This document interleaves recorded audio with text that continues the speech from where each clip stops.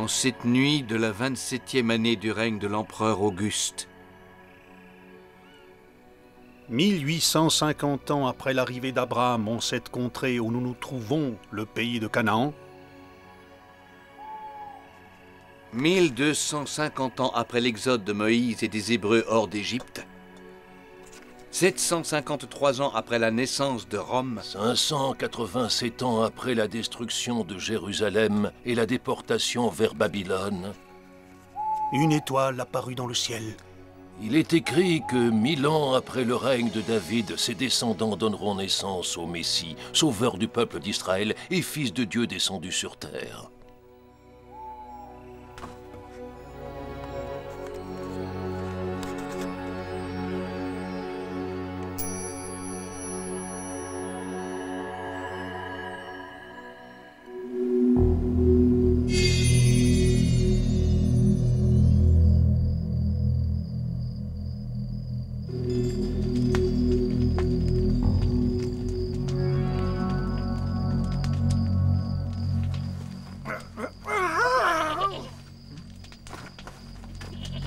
Réveillez-vous! Debout! Réveillez-vous!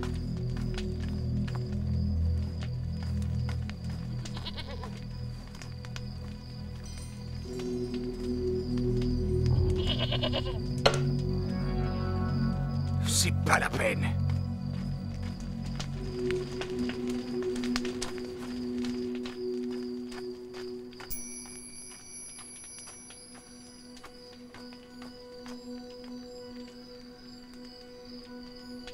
Nous finirons bien par croiser une caravane à dépouiller. Ça fait plus d'1 mois que nous avons la poisse. Je n'ai jamais vu d'étoile aussi scintillante. Penses-tu qu'il s'agit d'un mauvais présage? Non, elle pourrait même nous porter chance.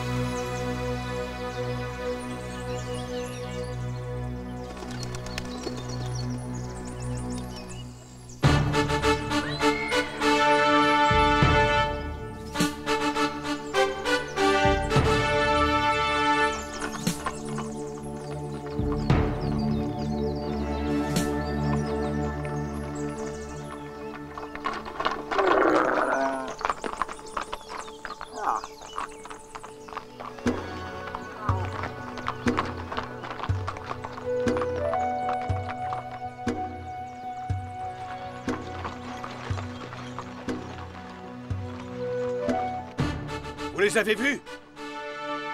Oui, ils ne sont pas de la région. Que faisons-nous? Allons jeter un œil.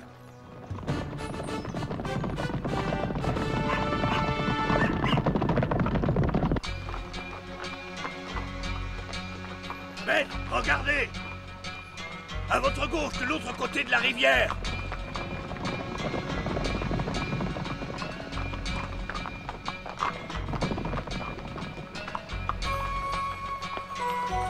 Ah, les voilà.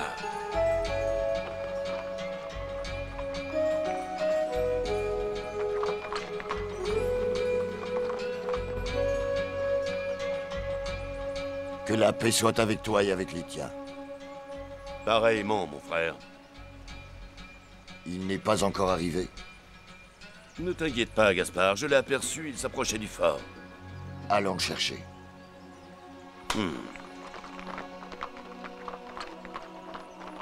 Cela fait 3 ans que nous nous sommes rencontrés dans ta demeure, et depuis lors, j'attends la venue de l'étoile et de ce moment.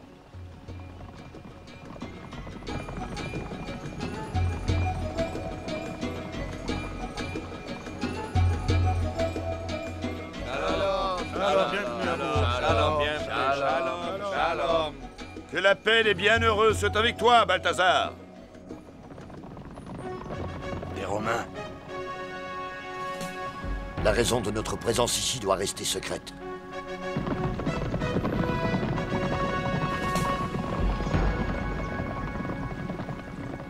Hey! Que Dieu soit avec toi. Qui êtes-vous? Juste des marchands. Vous sembliez tous arriver de directions différentes. Tous les chemins convergent, vous devriez le savoir. Quelle est votre destination? Nous allons en Égypte. Vous comptez rentrer chargé de marchandises? C'est ça. Vous avez raison. Ferez-vous un arrêt à Jérusalem? Bien sûr, comme tous les voyageurs venant de l'Est.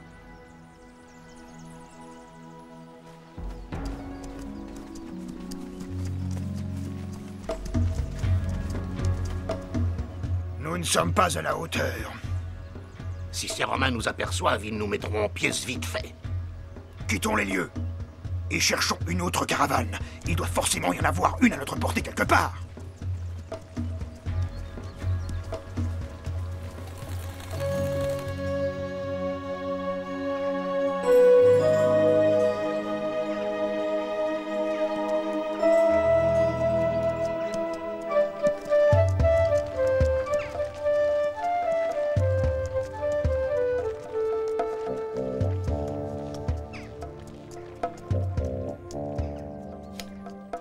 Mon estimation est parfaite. Nous avons parcouru 367 pas pendant l'écoulement d'un sablier d'1 heure.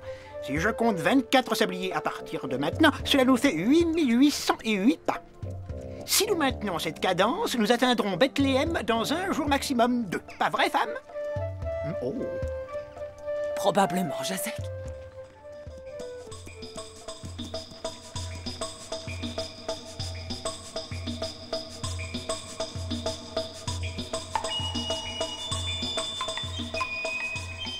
Suivant, quel est ton nom et que possèdes-tu? Nous sommes arrivés. Voici mon village natal. C'est ici que nous devons nous arrêter pour le recensement. Nous, il nous faut poursuivre notre chemin jusqu'à Bethléem.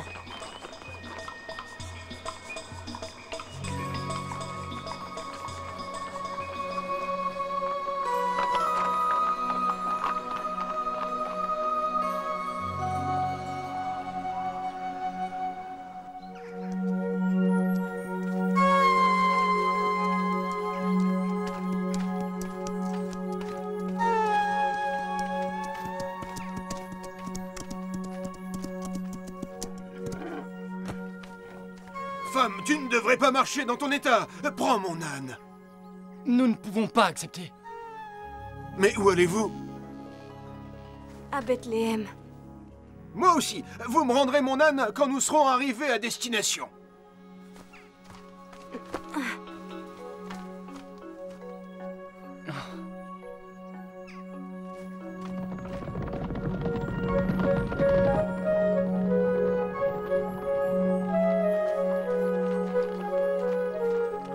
As-tu soif? Oui, merci, Joseph.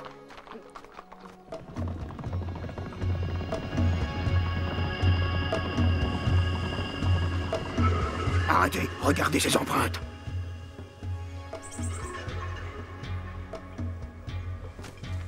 Elles sont fraîches. Une caravane bien chargée vient de passer par ici. Je t'avais dit que ce serait notre jour de chance aujourd'hui. En avant!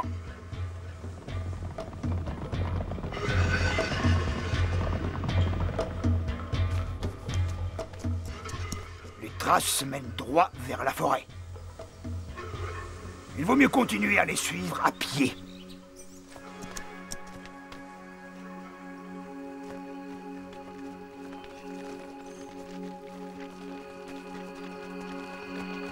Où allez-vous?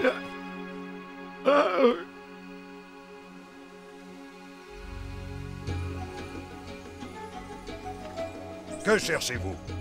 Rien du tout. Juste quelque chose à manger. Si vous venez en ami, soyez les bienvenus parmi nous. Tu l'avais dit que cette étoile était en mauvais présage. C'est faux. Cette étoile est un signe d'espoir pour celui qui sait interpréter sa venue.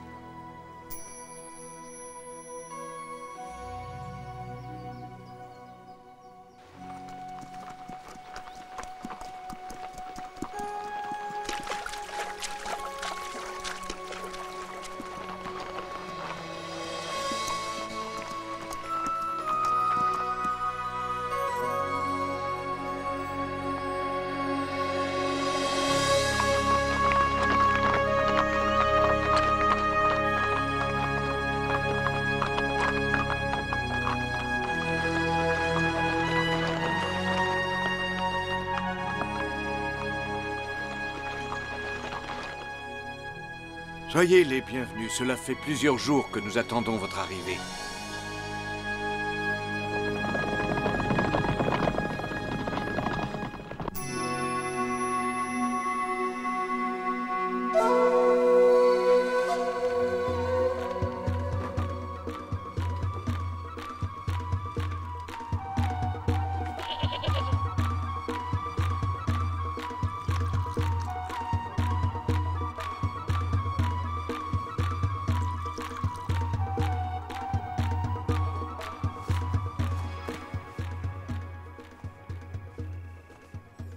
Ne bouge pas, je vais chercher de l'eau.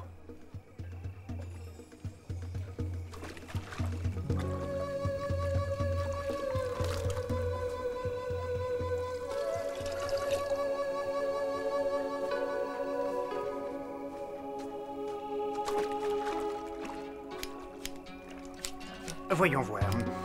3 gorgées chacun et nous sommes à 11. Ça fait 33 gorgées en tout, donc une demi-cruche. C'est ça, femme? Probablement, Jacek.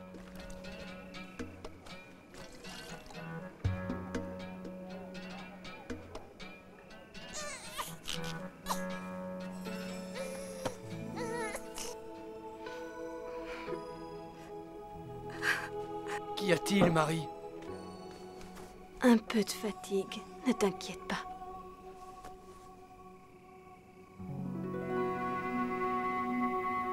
« 1515 moutons, 1516 moutons. Ah, 1500 et... 1517 moutons.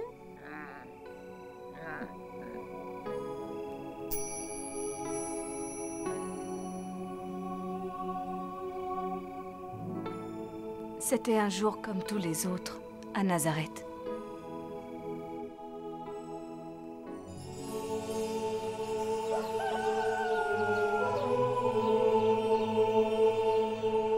L'ange du Seigneur entre chez moi pour m'annoncer une nouvelle extraordinaire. Depuis, je médite cet événement. Marie, où vas-tu comme ça? Je vais au puits. As-tu besoin d'aide? Ça va. Tu sembles préoccupée, raconte-nous. Je ne sais pas très bien encore.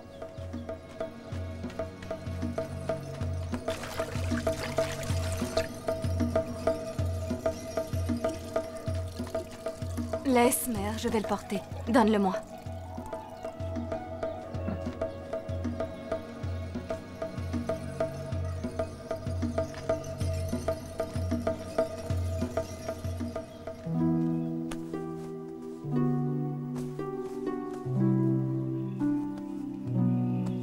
Je vais mettre les pains au four.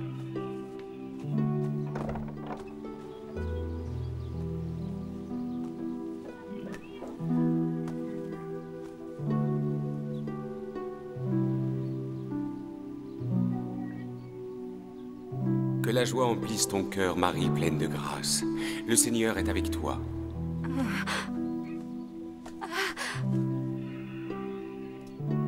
Sois sans crainte, Marie. Mais êtes-vous un ange, un messager de Dieu?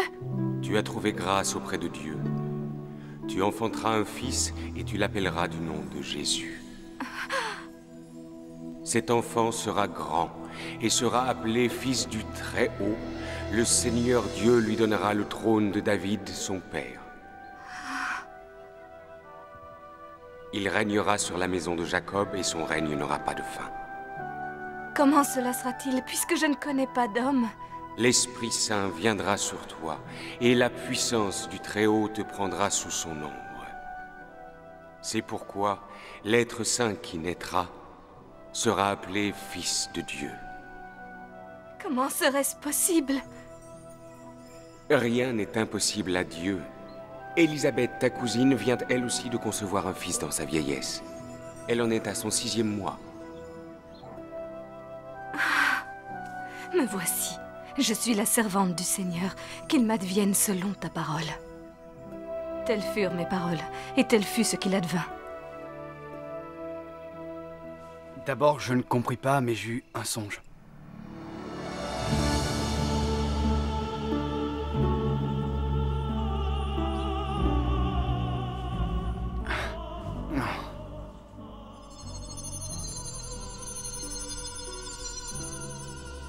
Joseph? Oui? Ne crains pas de prendre chez toi Marie. Aie confiance, Joseph. Elle est enceinte. Cet enfant est du fait de l'Esprit Saint. Tu l'appelleras Jésus. Jésus? C'est lui qui sauvera son peuple de ses péchés.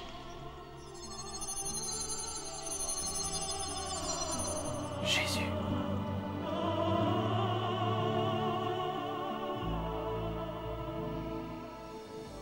Quelquefois, j'ai peur. La tâche qui nous a été confiée est tellement grande. Pourquoi nous? Qui suis-je pour porter en moi la promesse de Dieu?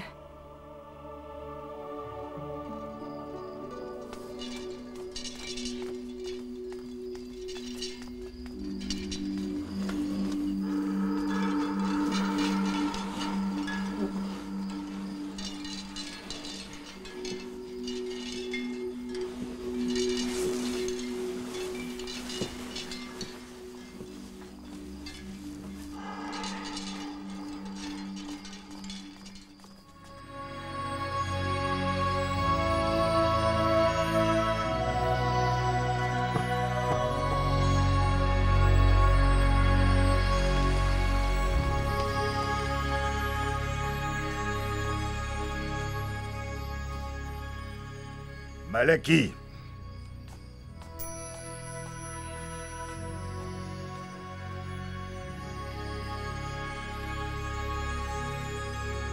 Les anciennes chroniques ne font pas mention d'un tel événement. La brillance de cette étoile, son mouvement dans le ciel, tout semble nous indiquer qu'il s'agit de l'astre que nous attendons. Mais pourquoi cela se produit-il maintenant? Pensez-vous qu'il s'agit du fameux signe? Mes calculs sont formels, ils confirment la naissance imminente d'un grand roi. Le Messie, celui que le peuple d'Israël attend. Les prophètes annoncent bien la venue d'un roi dont le destin sera de sauver le monde. Où naîtra-t-il? Au cœur de Bethléem, si petite parmi les nombreuses villes de Judée. C'est de là que sera issu le maître du pays d'Israël. Durant son règne, la justice sera loi, et la paix se maintiendra. Il sauvera les pauvres et les malades, et délivrera les opprimés ayant perdu tout espoir. Le Seigneur lui-même vous guidera vers lui d'un signe.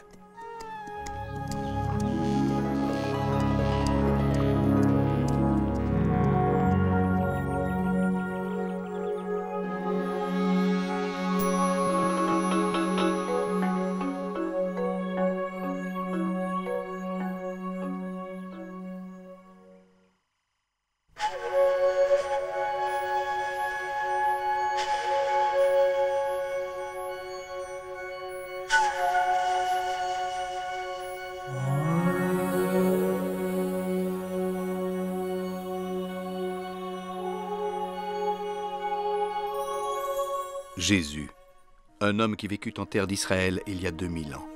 Qui était-il vraiment? Un être humain comme vous et moi? Ou était-il plus que cela? Tous les chrétiens proclament que Jésus de Nazareth est le Messie, le Fils de Dieu. Le nom Jésus vient du mot hébreu Yeshua, qui signifie sauveur. Le mot Messie vient de l'hébreu Mashiach, dont l'équivalent grec Christos veut dire celui qui est oint, béni avec l'huile sainte de Dieu qui servait à consacrer les rois. Ce sont les anciens prophètes d'Israël qui avaient annoncé la naissance d'un Messie. Les prophètes avaient prédit qu'après le péché d'Adam et son expulsion du paradis terrestre, après des milliers d'années d'attente, le Tout-Puissant enverrait sur terre celui qui ramènerait l'humanité sur la voie de la grâce et d'un bonheur spirituel retrouvé. Ce Messie était attendu avec espoir depuis des siècles, et la promesse de sa venue avait permis au peuple d'Israël d'endurer les injustices, la guerre, l'esclavage et la violence. Finalement, Jésus, le Messie tant espéré, vit le jour. L'annonce de la naissance prochaine de Jésus fut faite aux humbles et aux simples, et en premier lieu à Marie, sa future mère, une jeune fille de Nazareth, un petit village de Galilée. Cet événement fut appelé l'Annonciation. parce que c'est un ange qui annonça à Marie sa maternité. D'après l'Évangile selon saint Luc, l'ange Gabriel fut envoyé par Dieu dans une ville de Galilée du nom de Nazareth à une vierge fiancée à un homme du nom de Joseph de la maison de David, et le nom de la vierge était Marie. L'annonce qui s'ensuivit révéla à Marie son état ainsi que les desseins de Dieu. Elle se soumit à sa destinée en répondant à l'ange Gabriel « Me voici, je suis la servante du Seigneur, qu'il m'advienne selon ta parole. » Ensuite, Marie partit rendre visite à sa cousine Élisabeth, à Aïn Karim. Celle-ci, en la voyant, fut inspirée et s'écria « Bénie es-tu entre les femmes, et béni est le fruit de ton sein. » Marie répondit alors « Mon âme exalte le Seigneur, et mon esprit tressaille de joie en Dieu mon Sauveur, parce qu'il a jeté les yeux sur son humble servante. Désormais, toutes les générations me diront bienheureuse. » Ces paroles inaugurent un des plus beaux chapitres de l'Évangile selon saint Luc, un chapitre qui donna naissance, parmi les premières communautés chrétiennes, à un chant de remerciement, le Magnificat, qui est toujours d'usage aujourd'hui dans la liturgie de l'Église chrétienne.